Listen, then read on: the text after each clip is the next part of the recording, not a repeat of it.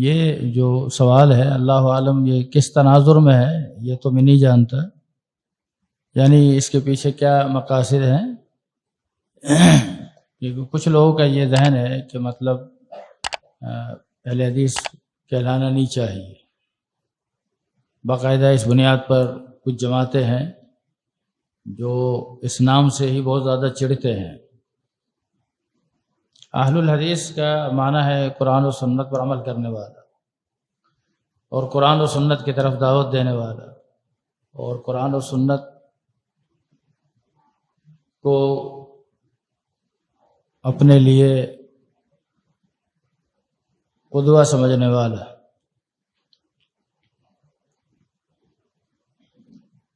یہ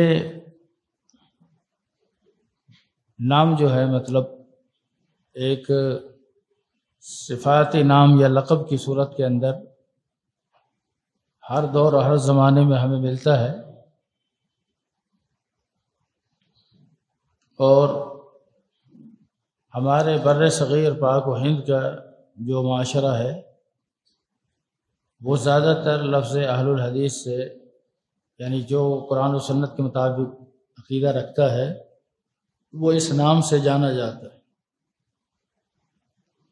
سعودیہ کے اندر یا متحدہ عرب امارات کے اندر انہیں سلفی کہا جاتا ہے، مصر میں انہیں انصار السنہ کہا جاتا ہے۔ تو یہ اب ایک جو سلسلے یا جو مسالک رواج پا چکے ہیں اور وہ اپنی اس شناخت پر فخر کرتے ہیں، تو اس بنیاد پر اس لفظ کو چھپانا نہیں چاہیے، اور یہ سمجھنا کہ اس لفظ کا استعمال دعوت دین میں رکاوٹ ہے یا اس کے کہلانے سے ہم دین کی دعوت کو آگے نہیں پہنچا سکتے، تو اس ذہن کے ساتھ جو اس لفظ کو چھپاتا ہے یا اپنی اس شناخت کو چھپاتا ہے یہ درست نہیں ہے۔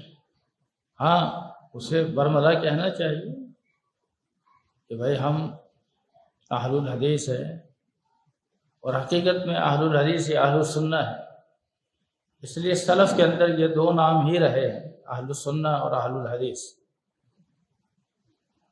اور بڑے قدیم یعنی تابعین کے دور سے ہی یہ لفظ ہمیں ملتا ہے کتابوں کے اندر، اور ہر صدی کے اندر اس کا استعمال رہا ہے۔ تو یہ سب جو اس دور کے اندر نظریات وضع کیے گئے اور انہوں نے اپنی شناخت کے طور پر اسے اپنایا، اور وہ اپنے آپ کو وہ کہلانا پسند کرتے تھے، تو اس کے مقابلے میں اہل السنہ یا اہل الحدیث نے اپنی شناخت کرائی اور اپنے آپ کو اس طرح متعارف کرایا تاکہ وہ جو دیگر ایسے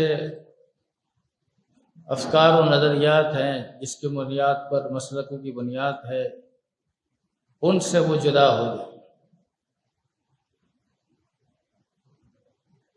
تو یہ حالات کے تقاضے کے مطابق اس لفظ کو چھپانا نہیں چاہیے، بلکہ اس لفظ کا اظہار کرنا چاہیے، جیسے کہ امام ابن قیم رحمۃ اللہ علیہ فرماتے ہیں کہ اہل الحدیث ہم اہل النبی ان لم یصحبوا نفسہ انفاسہم صحب۔ کہ اہل الحدیث کون ہے؟ کوئی نئی چیز نہیں ہے، ہم اصحاب النبی۔ اہل الحدیث سے مراد اللہ کے نبی صلی اللہ علیہ وسلم کے پیروکار ہیں، اگرچہ انہیں اللہ کے نبی صلی اللہ علیہ وسلم سے ذاتی اعتبار سے، یعنی آپ کے جسم اطہر سے انہیں صحبت نصیب نہیں ہوئی، مجلس نصیب نہیں ہوئی، آپ کے ساتھ بیٹھنا نصیب نہیں ہوا، لیکن فرماتے ہیں انفاسہم صحبوا، انہیں آپ کی سانس مبارک سے صحبت حاصل ہے۔ اور آپ کی سانس مبارک سے مراد جو آپ نے اپنی حیات طیبہ میں جو کچھ اپنے منہ سے نکالا اور جو کچھ بیان کیا، جسے ہم حدیث کہتے ہیں، سنت کہتے ہیں، تو انہوں نے ان سے وابستگی اختیار کی اور ان سے صحبت کی ہے، یہ اللہ کے نبی صلی اللہ علیہ وسلم کی میراث کے امین ہے۔ تو یہ کوئی غلط چیز نہیں ہے، غلط لوگ نہیں ہیں، لہذا انہیں اصحاب الحدیث کہنا، اہل الحدیث کہنا، اہل السنہ، یہ سب ایک ہی چیز ہے اور یہ کہلوانا چاہیے، اور اس کے کہلانے میں کوئی حرج نہیں۔ اس کا یعنی یہ جو سوال کا جو انداز ہے نا رخ کہ یہ کہلانا ضروری ہے، اس کا مفہوم مخالف یہ بنے گا کہ اس کو چھپانا ضروری ہے، اور ہم اس کے حق میں نہیں۔ اس کو چھپانے کی کیا وجہ ہے؟ جب ایک شخص ایک یعنی امتی کی طرف اپنی نسبت کرتے ہوئے نہیں جھجکتا، نہیں شرماتا، تو پھر ایک نبی کی طرف نسبت کرنے میں کیوں شرمایا جائے؟ وہ ایک تو ایک واقعے کے طور پر یہ بات کہ دو بندے سفر کر رہے اور ایک دوسرے سے دونوں نے تعارف چاہا، تعارف ہوا، پتہ چلا دونوں مسلمان ہیں، پھر پوچھا کہ بھائی آپ مسلمان تو ہو لیکن آپ کون سے مسلمان؟ اس نے کہا جی میں حنفی مسلمان۔ دوسرے سے پوچھا تم؟ کہنے لگا میں بھی مسلمان، میں عیسائی مسلمان۔ اس نے کہا عیسائی مسلمان کیسے ہو سکتا ہے؟ اس نے کہا کیوں نہیں ہو سکتا؟ میں مسلمان ہو کر اپنی نسبت ایک نبی کی طرف کروں تو جائز نہیں، تم مسلمان ہو کر اپنی نسبت ایک امتی کی طرف کرو تو جائز ہے۔ تو سوچنے کی بات ہے نا، اگر لوگ اس طرح کی نسبتوں کو اپنے لیے اگر ضروری سمجھتے ہیں تو میں سمجھتا ہوں اہل الحدیث کہلانا وہ باعث شرف ہے۔ اسی لیے خطیب بغدادی کی کتاب ہے اس موضوع پر، شرف و اصحاب الحدیث، کہ اہل الحدیث کا شرف کیا ہے، ان کا امتیاز کیا ہے۔ یہ سب بیمار ذہن کی پیداوار باتیں ہیں کہ ہم یہ سمجھتے ہیں کہ یہ نہیں کہنا چاہیے، یہ نہیں کہنا چاہیے۔ اگر میں اس پر بحث کروں گا تو بات طویل ہو جائے گی، ایک الگ سے یہ مستقل موضوع ہے۔ یقین مانیے اس لفظ کی جن لوگوں کو قدر تھی اور جنہوں نے اس لفظ کو عام کیا اور لوگوں کے ذہن سے شکوک و شبہات ہٹائے، اور آج کافی حد تک ماحول سازگار ہو چکا، اس کے لیے بڑی لوگوں کی قربانیاں رہیں، اور اس نام کو جان بوجھ کر زبردستی سب سے زیادہ تنقید کا نشانہ آپ یہ مت سمجھیں یہ سب ہمارے بھائی، کسی دیوبندی کو، کسی بریلوی کو ان نام سے تکلیف ہے، نہیں، اس نام سے ان میں سے کسی کو تکلیف نہیں۔ حیرت ہوگی آپ کو، اس نام سے سب سے زیادہ تکلیف انگریز کو، سب سے زیادہ تکلیف۔ ایک وقت تھا کہ انگریز اس نام سے چڑھتے تھے۔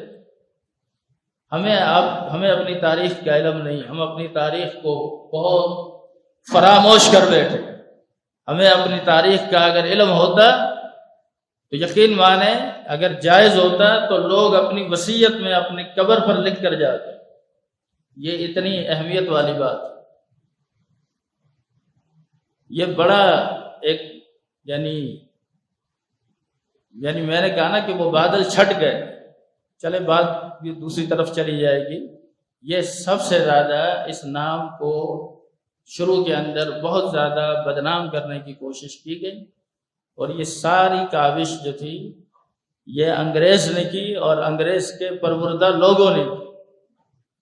اس لیے اس نام کے اندر ہمیں کوئی عار نہیں ہے، ہم اسے کہلواتے ہیں اور کہلوانا چاہیے۔ اس کے نہ کہلوانے کا مطلب ہے کہ اس کو چھپانا، اس کے چھپانے کا کوئی سبب نہیں۔ میں جس چیز پر عمل کرتا ہوں اگر میں نے اس کا اعلان کیا ہے کہ میرا تعلق اس چیز سے ہے تو اس میں کیا برا ہے؟